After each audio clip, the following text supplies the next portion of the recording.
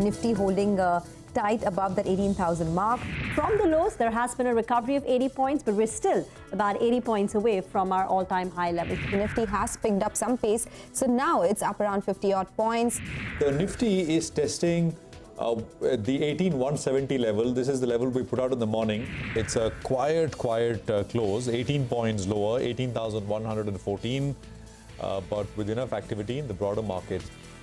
Hello and welcome to CNBC-TV18. You're watching Markets Today, the show where we track 6 hours of the day's trading action in 5 headlines. I'm Sonia, and these are all the top headlines for the day. A day of range-bound trade on the Lal Street sees the Nifty and the Sensex end flat. The Nifty Bank falls in line with the benchmarks, but the mid-caps outperform. PSU banks lead from the front. Russia plans to curb exports to countries imposing price caps from February, pushes crude oil prices closer to 3-week highs. Expectations of increased demand from China also provides a fillip. Canara Bank CEO tells CNBC-TV18 that Canbaar Homes will get a new CEO before the fiscal end, adds that the home financer won't raise capital this fiscal. And Reliance completes 20 years of double-digit growth since Mukesh Ambani took over as chairman. The behemoth now eyes the spot of the world's lowest cost producer of solar energy and green hydrogen. India Pesticides jumps 9% after getting an environmental clearance to set up an agrochemical plant in Uttar Pradesh. RVNL closes 5% higher after it bags an international project worth 1,545 crores. Meanwhile, positive brokerage commentary helps Page Industries gain 2%. Well, here's the lineup of what we have in store for you. It's a packed show today. In Market Opinion, we have Gary Schlossberg of Wells Fargo Investment Institute, and in Corporate Voices, we have LV Prabhakar of Canara Bank talking about the new head of Canbaar Homes as well as the way forward for the bank itself. Well, on to the day's trading action. A range-bound session saw the Nifty and the Sensex end flat with a slight negative bias. The Nifty Bank fell in line with the benchmarks, but the mid-caps fared better. PSU banks led from the front today. Prashant is here to give us all the details. Prashant. After 2 days of very strong pullback, the market consolidating a little bit. The Nifty ending down by about 20-25 points, but not before kind of knocking into an important level, which I'll come to in a bit. The banks also corrected a little bit more than the Nifty. Sectorally, there wasn't really one big pocket of gain or losses. It was more kind of distributed. Large cap gains coming through in names like Titan, Mahindra & Mahindra, Power Grid and Maruti. Actually, only 4 Nifty stocks ending with gains of more than 1%. Losses coming through, again, nothing large, but Bharti, Apollo Hospitals, Bajaj Finserv are names which lost in today's session. Broader markets, I mean, a little bit here, a little bit there. No directional move on the mid-cap and the small-cap indices. Market breadth, though, was positive, but not, I mean, in a huge way. Mid-cap gains, fertilizer stocks, as you can see on your screen, RCF, FACT, etc., did very well. GIC RE is come back into rotation. Adani Total, Ircon, you had Indian Pesticides, Lodha, which is Macrotech developers, Saregama and Devyani Foods, if I can name those which moved higher on the back of stronger volumes. PSU banks have had it very volatile. And today, in the last 30 minutes, they sold off quite aggressively. So IOB, Union Bank, Bank of India, actually, if you look at the Nifty PSU Bank Index, it's a sharp fall between 3 and 3:30 today. As I said, the Nifty's had a quiet session, much needed after all of the volatility the last 4 days. Thursday and Friday last week when the markets corrected, and of course the bounce we had over Tuesday and Monday and Tuesday. Today was quieter. The Nifty is also left off after hitting the trend line all the way from June lows, which is at 18,170, which becomes the immediate level to take out on the upside if the market has got to do more from here on. Back to you. All right. Thanks a lot, Prashant, for that. Well, moving on, the euphoria around China is shaping the performance of emerging markets, says Gary Schlossberg, global strategist at Wells Fargo Investment Institute. He adds that attractive valuations in China are a potential headwind for India. Take a look. Well, we see an erosion in the outlook for India. Certainly no major change, but the delayed effect of interest rates, oil prices moving up, But a lot is riding on the outlook for China. There's a lot of euphoria right now. The country, the government has pulled back on that zero COVID policy. But for the next several months at least, there is going to be uncertainty as infection rates rise, what impact that will have on consumers, to some extent on supply chains as well. But I would say over the course of 2023, an erosion in India's standing. Valuations, of course, quite rich right now. That could create something of a headwind. But again, I think the operative word is erosion rather than a full-blown pullback relative to other emerging markets. Well, certainly the attractive valuations, China relative to India at an extreme, is a potential headwind for India. All right, sticking with market opinion, we have Ashwini Agarwal of Demeter Advisors, who says he continues to be positive on the banking space. Listen in to what he had to say. I was just thinking through what to expect from 2023, and I think it's going to be a story of normalization. China and the rate policy, I think, will start to normalize. At least the pace of future hikes will stop.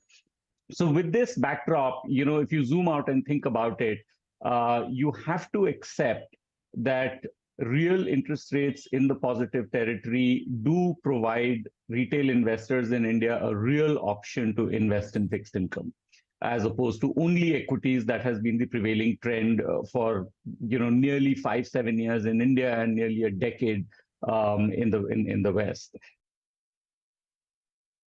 I remain positive on the banks because, despite the sell-off that we've seen over the last week or so, I think, it is a sectoral turn in fortunes, which is a multi-year cycle. And I don't think we should be too early to give up on that cycle just yet. Credit growth is looking good, spreads are looking healthy, and credit costs are way below trend. And I don't think the estimates capture everything right now. So I think I would continue to stay positive on the banks. All right, to the second headline now. Crude prices inch closer to 3-month highs as Russia is planning to curb exports to countries imposing price caps from February. Manisha Gupta is here with more on the triggers pushing crude higher. Manisha, over to you. Well, even as the participation is low and so is the volume, but we are looking at active trading continuing in case of the crude oil prices there. For the year, both the varieties, WTI and Brent, are up anywhere between 5 to 8%. And the reasons for the gains are, one, China saying that they are going to stop quarantining the inbound travelers from nearly 8th of Jan. So that means there is more opening up there, and you will see jet fuel and transportation fuel see some gain in demand there. The second is Russia's statements, which continue to keep the contract alive. Russia has said that they would stop providing crude from 1st of Feb to the countries which are participating into the price cap, including G7 there. Also, there is an expectation that Russia will cut output between 5 to 7% in the first quarter of 2023. That is keeping support in prices. The reason that you haven't seen a run-up in prices is because even as US has just recently gone through a snowstorm, Elliott, but the expectations are that for the month of January, it is going to be a moderately warm weather, and a lot of oil and gas pipe freeze seems to be coming back. The refineries are also resuming operations, and that is keeping the prices in check there. But for the next year then, markets are anticipating but that by the second half of 2023, you will see a lot of normalization and demand coming back into the markets. China, remember, is the largest importer and second largest consumer of crude oil, and with China coming into the markets, a lot of support could be coming in from there. So you have the likes of UBS, Bank of America, Goldman Sachs, Morgan Stanley, all believing and forecasting that $100 to $110 per barrel in case of crude oil prices is possible in the next year. All right, Manisha, thanks a lot for that. Well, the third headline today, Canbaar Homes will get a new CEO before the fiscal ends. That's the word coming in from Canara Bank's Managing Director, LV Prabhakar. In a chat with CNBC-TV18, Prabhakar said that the home financer won't raise capital this fiscal. Remember, Canara Bank's stock has had a decent run-up this year, up over 50%. Listen in to what the management had to say. The MD CEO will be assuming the charge maybe before this financial year. And he will be from the industry and he will be from the same financial sector. So we have no doubt about the performance of the Canbaar Homes, and the attrition which we are seeing is common. And I see a lot of valuations in my subsidiaries. Going forward, I'll get at least 5 to 6x times what I'm going to get today. And financial year 23-24, I think it will be a very good year for the financial sector, especially for the banks. And I am more bullish on the public sector banks. Credit September, you have seen Canara Bank has grown at 20% YoY growth in credit. Now coming to the liability side. 7th October, I have increased the retail term deposit rate to 7% for general public, 7.5% for the senior citizens, when the market rate was only 6%, 5.8%. In 3 weeks, we have garnered huge amount of retail term deposits under 666 scheme, that is 660-day scheme, and also 1 year, 1.5 years, 5 years.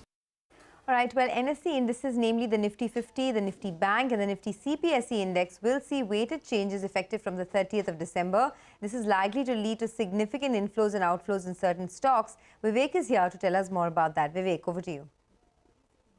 Well, that's right. So, this is actually the passive funds, the domestic passive funds that will mainly have to make these changes.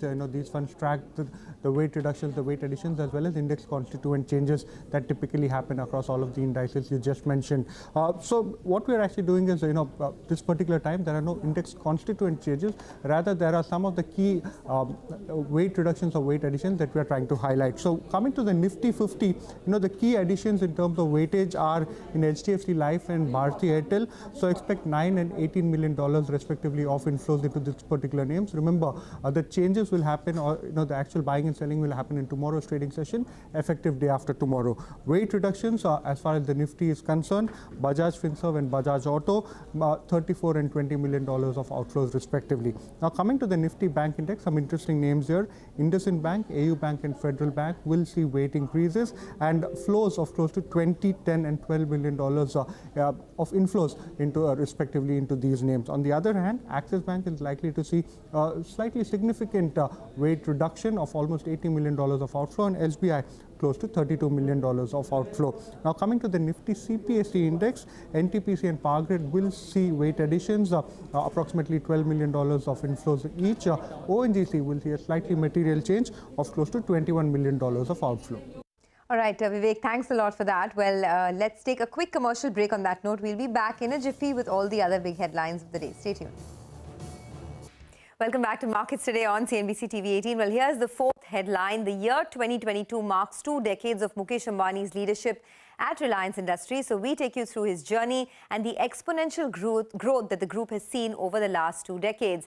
Let's throw it way back to July 2002 when 45-year-old Mukesh Ambani took over Reliance Industries after the demise of his father, late Shri Dhirubhai Ambani. Since then, Reliance has achieved consistent and strong double-digit growth. The market capitalization of Reliance rose at an annualized rate of 20.6% in the last 20 years, rising from a little under 42,000 crores in March 2002 all the way to 17.81 lakh crores in March of 2022. Here's a table of the key parameters, financial parameters, and how most metrics have seen high teens growth in the last 2 decades. The revenue and the net profit have risen 15 to 16% on an annualized basis over the last 20 years, and most other parameters, whether it's profits, exports, assets, or net worth, have all gone up in excess of 16%.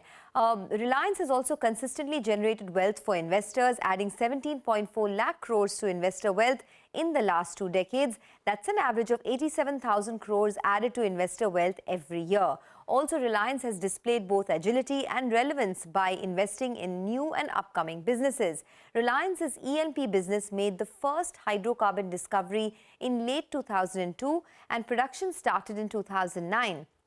Reliance Retail started operations in 2006, and in 2016, Reliance entered the highly competitive telecom industry. Reliance Jio started operations in 2006, and this led to the cost of data per GB falling from 500 rupees to 12 rupees post the launch of Jio. India's ranking in broadband data consumption also moved from 150 in 2016 to number 1 in 2018. This at a time when the traditional refining and petchem business expansion continued. From a single refinery in 2002, Jamnagar is now the world's largest single location refining complex. Reliance has added some of the world's largest downstream units as well, setting up the world's largest refinery off-gas cracker, Jamnagar, and added the world's largest petco gasification unit as well. The last 2 decades have been full of milestones for Reliance, so now let's look ahead to the future. Reliance is committed to investing 75,000 crores in the next 3 years in the new energy business, aiming to become the world's lowest cost producer of solar energy and green hydrogen. Reliance will set up 5 integrated gigafactories at Jamnagar to emerge as the world's lowest cost producer of solar energy as well as green hydrogen.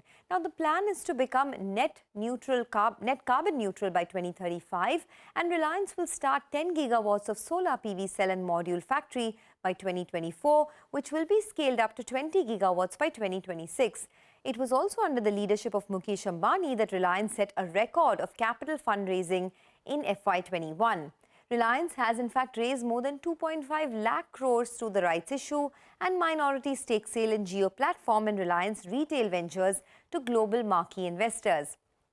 During FY21, Reliance was the single largest FDI generator for India. Finally, let's wrap this up with Reliance Industries' commitment to corporate social responsibility. The Reliance Foundation was set up way back in 2010 with Nita Ambani at the helm, and it has so far touched more than 6.3 crore lives and is India's biggest CSR initiative both by reach and by spend. All right, so here's what Manish Chokhani of Enam Holdings had to say on the growth outlook for Reliance Industries and the big bet on the energy segment. If I'm not mistaken, already about $75 billion, which are already announced and under implementation. And when they put $1 of investment in, they know how to create $2, $3, $4 of market value from that. So from a $200 billion, whatever market cap we are today, if that 75 billion gives you the next 150 or 200 billion, you can already see a doubling of the trajectory of where this company is headed. And the big bet for the company now obviously is transforming the old energy into the new energy, where you'll get the solar power, the hydrogen, and the battery technology coming together. There are so many assets sitting inside which are monetizable, and the sum of parts is surely greater than what we all are able to perceive and see today, because there is already on the side the Reliance Life Sciences and so on, so many other initiatives happening inside, which one will not even be aware of, as a public investor. Well, let's get to the fifth headline today then. India Pesticides has jumped nearly 9% after Charvi Specialties received an environmental clearance to set up an agrochemical plant in Uttar Pradesh. Sonal Bhutra joins us now with more details on that. Sonal.